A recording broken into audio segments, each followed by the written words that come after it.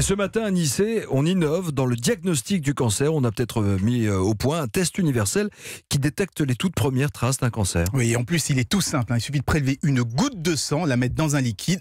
On secoue et selon la couleur, ça voudra dire qu'on a ou pas des cellules cancéreuses quelque part. Donc plus besoin de scanner, d'IRM ou de biopsie. Ça pourrait être fait chez le généraliste. Et s'il y a une alerte, on vous enverra vers un spécialiste pour un examen complet. Parce que le test montre seulement qu'il y a un cancer. Il ne dit pas où, il ne dit pas à quel stade il est avancé. Mais ça permettra de le prendre en charge plus rapidement. Parce que vous le savez, plus on diagnostique tôt, plus on augmente les chances de guérison. Alors qu'est-ce que ça veut dire? Qu'on va tester tout le monde systématiquement? Non, vous imaginez, ça pourrait inquiéter, rendre les gens hypocondriaques. Non, j'en ai parlé avec un médecin, il m'expliquait que ça pourrait surtout servir à suivre tous ceux qui ont des prédispositions génétiques pour certains cancers. Aujourd'hui, on peut difficilement les multiplier les tests, parce que c'est pour savoir si les gens développent une maladie, parce que c'est très lourd et c'est très cher, les IRM, les scanners, les biopsies, mais ça devient possible avec un petit test coloré, donc c'est une véritable avancée.